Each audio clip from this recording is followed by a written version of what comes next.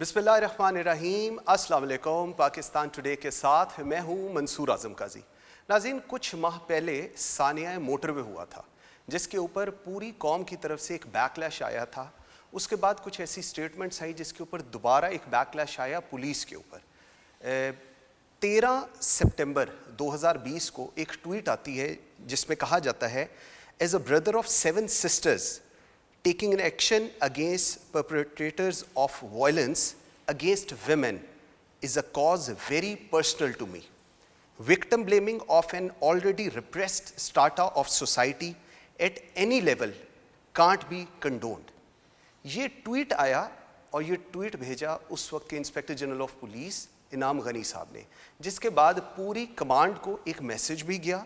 Number 2، لوگوں کے اندر جو ایک ایگریشن اور ایک ریبٹل ہم پولیس کے لیے اسپیسیفکلی دیکھ رہے تھے وہ بھی بڑا پیسیفائی ہوا۔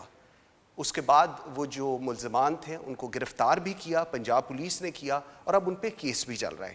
سب کی غلطیاں معاف ہو جاتی ہیں، لیکن پولیس اگر کوئی بھی غلطی کرے دانستہ یا غیر دانستہ طور پہ اس کی معافی نہیں ہوتی، اس کو اکاؤنٹیبل سارے کرتے ہیں، چاہے پبلک ہو، گورنمنٹ ہو، میڈیا ہو، دے آل کیپ دیم اکاؤنٹیبل۔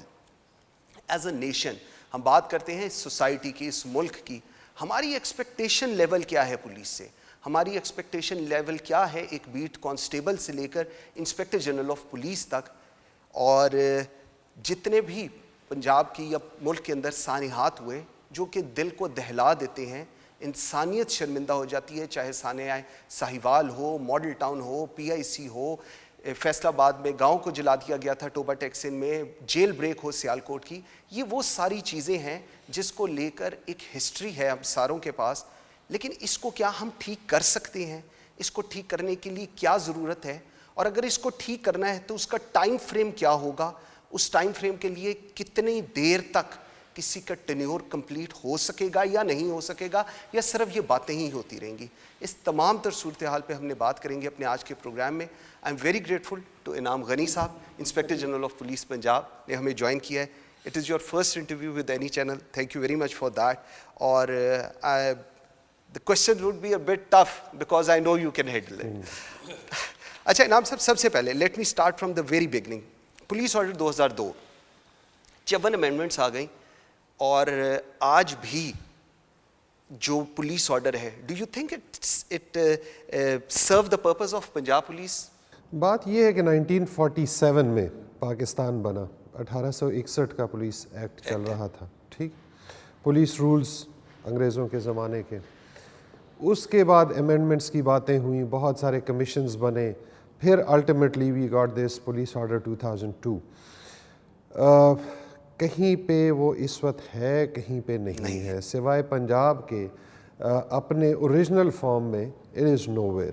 پنجاب میں بھی تھوڑی چھوٹی موٹی امینڈمنٹس ہوئی ہیں، اس کے علاوہ کہیں پر بھی یہ نہیں ہے۔ بٹ اصل سوال یہ ہے کہ کیا اس سے کوئی فرق پڑا عوام پہ؟ ٹھیک، پولیس میں نئی پوسٹیں آ گئیں، نئی پوسٹیں سینکشن ہو گئیں، سینئر کمانڈ میں بھی ہو گئیں، کچھ اس طرح کے کمیشنز کی بات ہوئی کہ جی یہ بنیں گے، کچھ لوگوں کے لیے ایک جگہ بھی کھل گئی، ایک اوپننگ آ گئی، لیکن کیا عوام کو کوئی اس سے فرق پڑا کہ نہیں؟ میرے خیال میں بیسک سوال یہی ہونا چاہیے، اور مجھے نہیں لگتا کہ کوئی خاص فرق اس سے عوام کو پڑا ہے۔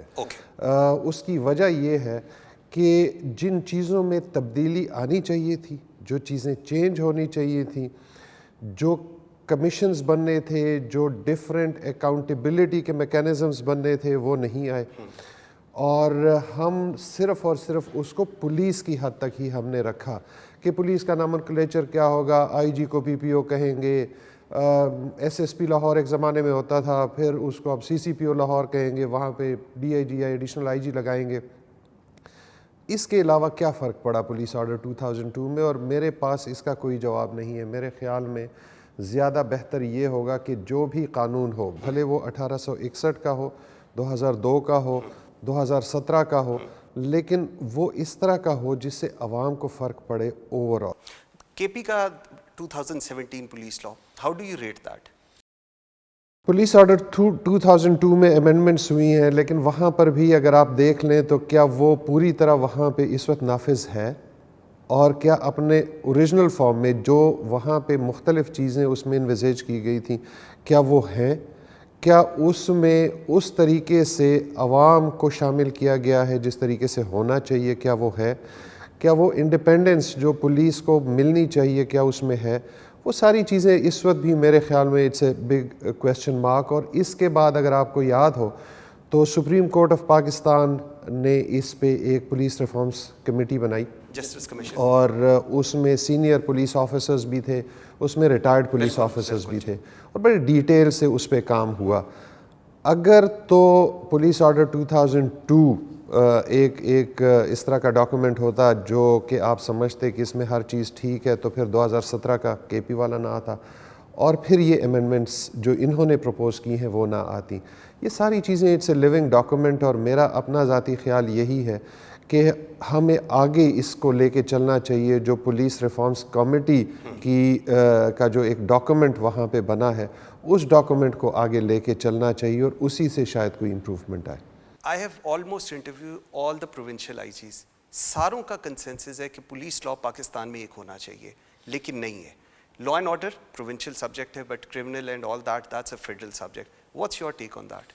بات یہ کہ اس میں law and order provincial subject ہے، ٹھیک ہے، ہر صوبہ دوسرے سے ڈیفرنٹ ہے، وہاں کے معروضی حالات بھی ڈیفرنٹ ہے، وہاں کی پولیسنگ بھی ڈیفرنٹ ہے۔ میں ہمیشہ یہ کہتا ہوں کہ آپ جب کے پی کی پولیس کو پنجاب کی پولیس کے ساتھ کمپیئر کرتے ہیں یا سندھ کے ساتھ کمپیئر کرتے ہیں تو وہ زیادتی ہے۔ وہ مطلب آپ ایون پنجاب میں ساؤتھ پنجاب، نارتھ پنجاب اور سینٹرل پنجاب کی پولیسنگ میں بھی فرق ہے، لوگوں میں بھی فرق ہے، کلچر میں بھی فرق ہے۔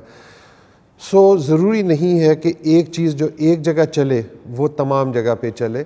اس میں آپ کو ایک بیسک ڈاکومنٹ دینا چاہیے جیسے پی آر سی نے کیا ہے، اور پھر پروونشل گورنمنٹ کو اس پہ کام کرنا چاہیے، اور اس کو اپنے حالات کے مطابق اس کو میں چینجز کر کے امینڈمنٹس کر کے اور پھر اس کو لاگو کرنا۔ ٹھیک، ٹینیور کی ہم لوگ بہت بات کرتے ہیں، اور بڑا اسٹرانگلی میرا اس پہ ایک ویو بھی ہے کہ انلیس اور انٹل آپ کسی کو ٹینیور کمپلیشن نہیں دیں گے، you should not expect miracles from anyone, چاہے آپ جس مرضی کو بٹھا دیں۔